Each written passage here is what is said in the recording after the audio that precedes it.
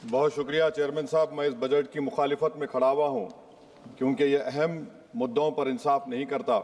मिसाल के तौर पर सर, अगर आप देखेंगे मुस्लिम एनरोलमेंट जो UDIC का डेटा है 2021-22 का, मुसलमानों का एनरोलमेंट गवर्नमेंट का डेटा बोलता है प्राइमरी में 15%, यूपी में अपर प्राइमरी में 14%, सेकेंडरी में 12% और हायर सेकेंडरी में 10%। प्राइमरी से लेकर हायर सेकेंडरी तक आते सर 5% की गिरावट होती है। वही सरकार का AISHE का डेटा है 2020-21 का, 2016-17 में मुसलमान 4.87 थे एजुकेशन में, 19-20 में बढ़कर 5.45 हुए और 2021 आते आते सर वो 4.64% हो गया। यानी जहां पर मुसलमान 2019-20 में 19,21,000 पे आगे, यानी 1,79,000 की गिरावट आई। ये क्यों हुआ सर? ये इसलिए हुआ क्योंकि ये मोदी सरकार तासुब और तंग नजरी के मज़ाहिर करती है। इसी वजह से मुसलमानों अक़लियतों में ड्रॉप आउट रेट ज़्यादा है, लो एनरोलमेंट है और वो हायर एजुकेशन तालीम को मुकम्मल नहीं कर सकते। सर 3 स्कॉलरशिप स्कीमें हैं, 5 साल से cabinet committee of economic affairs in स्कीमों की मंजूरी नहीं दे रही है सर। 5 साल से ये आपकी तासुब और नफरत नहीं है तो क्या है बताइए आप? बजट तो पास हो रहा है ऐवान में, 5 साल से आप पैसे नहीं दे रहे हैं। क्यों? क्योंकि cabinet committee of economic affairs इसको मंजूरी नहीं देती है। और मैं बताना चाह रहा हूं, आप विकसित भारत बनाना चाहते हैं, मैं तायद करता हूं, मगर क्या आप 14% आबादी को नहीं पढ़ाकर, उनको एलिनेट कर कर विकसित भारत बना पाएंगे? विकसित भारत उसी वक्त बनेगा सर जब मुसलमान समाजी, इक्तिसादी, तालीमी और माशी तौर पर ताकतवर होंगे। मगर अफसोस के साथ कहना पड़ा, सच्चाई है कि सरकार नहीं चाहती ये हो। सर मैं हुकूमत से पूछना चाह रहा हूं कि यूनिट कॉस्ट स्कॉलरशिप का 2007 और 8 से रिवाइज नहीं हुआ क्योंकि जो तालीम का कॉस्ट है उससे मैच नहीं कर रहा है।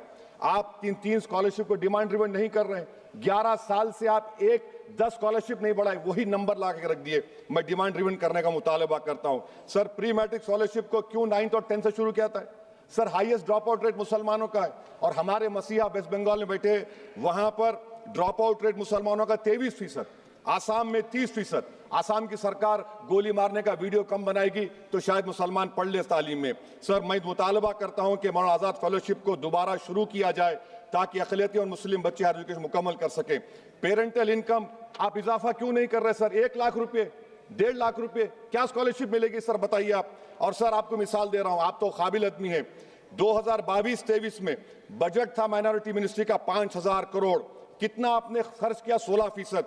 22-23 में सर बजट था 22-23-24 में 3,000 करोड़, 5% खर्च हुआ सर।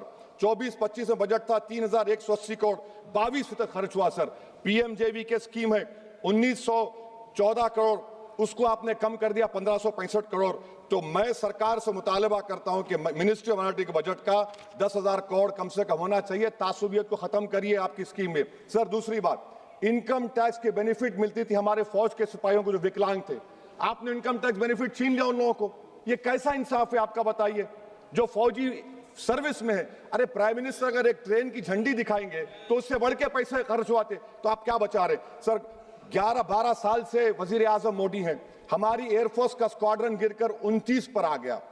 12 साल से आप प्रधानमंत्री हैं, हम एक मिड एयर रिफ्यूलर एवैक्स को नहीं बढ़ा सक रहे। पाकिस्तान के पास हमें ज्यादा एवैक्स है और ऑपरेशन सिंदूर में हमने देखा कि कितनी तकलीफ हुई। सबमरीन का शॉर्टेज है, आपको फिक्र नहीं है सर। और हम 3rd एयरक्राफ्ट कैरियर हम भूल गए। आखिर कैसे हम चाइना को इंडो पैसिफिक में रोक पाएंगे? ये देशभक्ति नहीं है सर। हमारी फौज में कमी है। क्या ये मुल्क इतना कमजोर हो गया कि हम अपनी फौज में बच्चों को भर्ती नहीं करा सकते? अग्निपथ स्कीम का रिव्यू होना चाहिए। इस ऐवान में चाइना बॉर्डर पर एक बहस होनी चाहिए। सर आप आ जाइए US ट्रेड डील पर, जो ट्रंप ने एग्जीक्यूटिव ऑर्डर 6 फरवरी का निकाला, सेक्शन 4 कोट कर रहा हूं। डायरेक्टली इनडायरेक्टली अगर हम रशिया का ऑयल लेंगे तो 25% लगा देगा। कौन है सर वो गोरी चमड़ी वाला वहां बैठकर हमको बोलने वाला? किस हमने इस मुल्क को आजाद इसलिए करवाया था कि वहां बैठकर बोलेगा मैं जिससे चाह तेल खरीदूंगा। तुम होते कौन हो? तुम मेरे माई बाप हो क्या? आप 25% लगाएंगे सर। और वर्ड क्या इस्तेमाल किया? इंडिया। यानी अब नायरा जो है, नायरा कंपनी बंद हो जाएगी और हमको मॉनिटर करेंगे आप, भारत को उस पर ओवरसाइट करेंगे। अफसोस की बात है कि सरकार खामोश है। सर 2019 में ईरान का ऑयल मत लो बोले, आपने गलती की, आपने ईरान का ऑयल नहीं लिया। तो अमेरिका ने कहा कि इराक से लो, कंपेरेबल रेट पे, कंपेरेबल रेट पे, मार्केट रेट, नॉमिनल प्राइस पे नहीं। आज यूएस कह रहा है कि मोनोपोली रेट पे लो। कहां है सर? हम क्यों कर रहे हैं? क्यों इतना गिर रहे हैं इस गोरी चमड़ी वाले के सामने? आखिर हमारी हमियत कहां है सर? और एक बात बता रहा हूं सर, ये यूएस ट्रेड डील से European 2 minute sir, European union की ट्रीटी से हमारा पीएलआई का पूरा असर पड़ेगा, क्योंकि आपने टैरिफ गिरा दिया। आपने टैरिफ गिरा दिया मेडिकल डिवाइसेस पर, आपने टैरिफ गिरा दिया सोफिस्टिकेटेड मशीनरी पर, तो यूएस इंडस्ट्रियल गुड्स आएंगे, तो डी-इंडस्ट्रियलाइजेशन का खतरा है इस मुल्क में। Sir, you are we signing a free trade agreement और a force purchase order? Sir, Bangladesh से यूएस ने कह दिया कि हमसे कॉटन खरीदो, 0 टैरिफ। सर, भिवंडी, मालेगांव, बनारस के पावरलूम का क्या होगा? 70% रॉ कॉटन हम देते हैं बांग्लादेश को। सर, एमएचए का बजट 5.7 बढ़ गया, डिफेंस का 15.99। मैं सरकार से मुतालबा करता हूं कि वेनेजुएला में जो हुआ, आप एक ऑपरेशन इंसाफ करिए। ऑपरेशन इंसाफ के तहत हाफिज सईद, मसूद अजहर, लखवी को घुस के लाइए भारत में, तभी इंसाफ होगा सर। जब तक खत्म कर रहा हूं सर, हम कुलभूषण यादव को भूल गए। वो कुलभूषण यादव उसको आईसीजे में रुकाया, आखिर हम कब लेके आएंगे कुलभूषण यादव को? वजीर आजम इजराइल को जा रहे हैं, मैं उनसे ये मुतालबा करता हूं कि वो गाजा को जाएं, 15 मिनट जाकर देखें, 60,000 फलस्तीनियों खत्म कर दिया गया।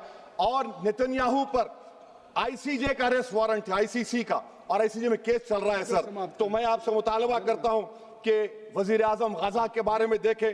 मैं ज़ायनिज़्म मुर्दाबाद बोलता हूं, भारत जिंदाबाद। और ये सरकार तेलंगाना से नाइंसाफी कर रही है, कुछ नहीं दे रही है। बहुत बहुत शुक्रिया सर। बी सेल्वराज जी। பேரவைத் தலைவர் அவர்களுக்கு வணக்கம். பொருளாதார